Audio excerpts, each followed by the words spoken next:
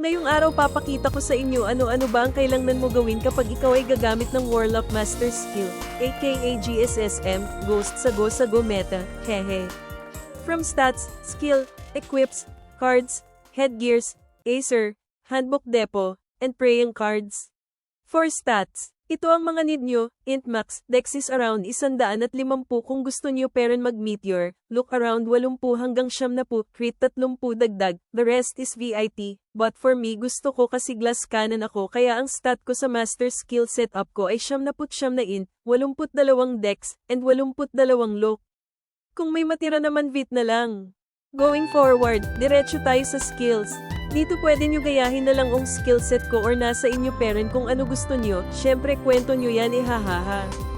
Ang importante lang naman sa skills is Napalm Vulcan Max LBL, Soul Expansion Max LBL, and White Prison Max LBL. This is the most important skill White Prison dahil ito yung magpapalakas sa Ghost sa Go Master Skill nyo. Then from the master skill need mo prioritize, kung ano kaya ng budget-friendly Zenny mo. Well, if you have the Zenny, just go max all ha. Again, ito yung need mo active dito 3, isa DP passive dito isa, 2 DP passive dito isa, 3 DP passive dito isa or 3 tandang bawas isa tandang bawas isa tandang bawas isa. Pagkatapos kung halimbawa nagka-Zenny ka ulit go for 4 tandang bawas 3 tandang bawas isa tandang bawas 2, 4 tandang bawas 3 tandang bawas isa tandang bawas 2, 4 tandang bawas isa tandang bawas 2 tandang bawas 3, 4 tandang bawas isa tandang bawas 3 tandang bawas 2, and so on. Always remember, nasa active skill yung Fenty at 4 TE passive. While 3 FE passive increases the hit rate of imprison, the 5 means 100% imprison yan kahit walang kasalanan kulong ha.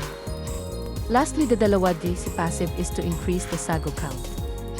There are cons and pros nga lang like, cons maiksi ang range ng imprison skill so kung kalaban mo is ranger better use it agad. Pros naman is mabilis CC ng both skills and while you are waiting pwede ka naman gumamit ng tetra. So, it's your playstyle pa rin and you must understand the master skills itself para ma-achieve nyo yung gusto nyo.